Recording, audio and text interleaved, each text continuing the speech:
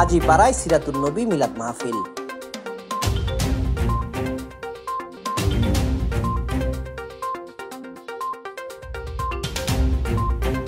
শহরের শিমুলতলী সংলগ্ন হাজীপাড়া মসজিদ পরিচালনা কমিটি ও সমাজ কমিটির উদ্যোগে সিরাতুন নবী মিলাদ মাহফিল অনুষ্ঠিত হয়েছে।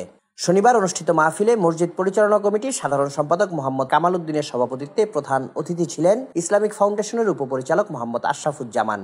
প্রধান বক্তা ছিলেন উপজেলা পরিষদ জামে মসজিদের খতিব মাওলানা আবুল কাশেম। বিশেষ বক্তা ছিলেন কালেক্টরেট জামে মসজিদের খতিব মাওলানা আবুল হাশেম। আলোচক ছিলেন শিমুলতলী বাইতুন্নুর জামে মসজিদের ইমাম ও খতিব মাওলানা ইয়াসিন আরাফাত ও হাজীপাড়া মসজিদের ইমাম মুফতি একরামুল হাসান।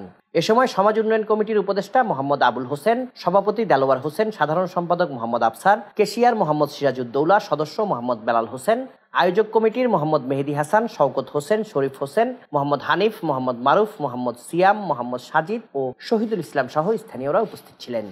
ধর্মীয় আলোচনা শেষে দেশ ও জাতির কল্যাণে বিশেষ দোয়া মোনাজাত করা হয়। Desk report, CST TV।